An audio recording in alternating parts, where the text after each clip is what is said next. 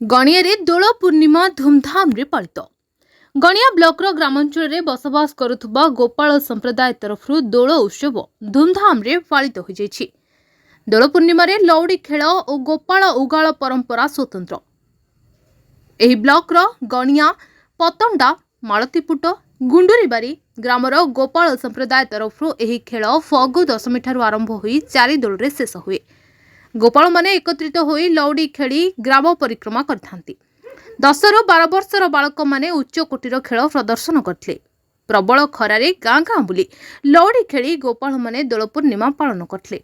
आगामी 18 तारिख रे गणिया रे हेबाक थिबा 4 दोल यात्रा रे गोपाल माने लौड़ी खेली ठाकुर को कांधरे कांधे यात्रा पड़िया रे एकाठी हेबा परंपरा आज पर्यंत चली आसीछि।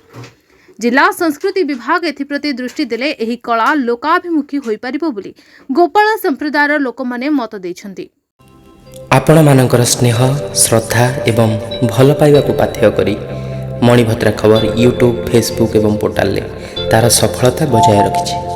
एहाको आहुरी लोकप्रिय करने को ई पेपर रो शुभारंभ मध्य करा जायछि। आमको एही भली प्रेरणा एवं सहयोग जोगाइबा सहित लाइक शेयर एवं सब्सक्राइब करंतु। मणिभद्रा खबर संपर्क जनतार।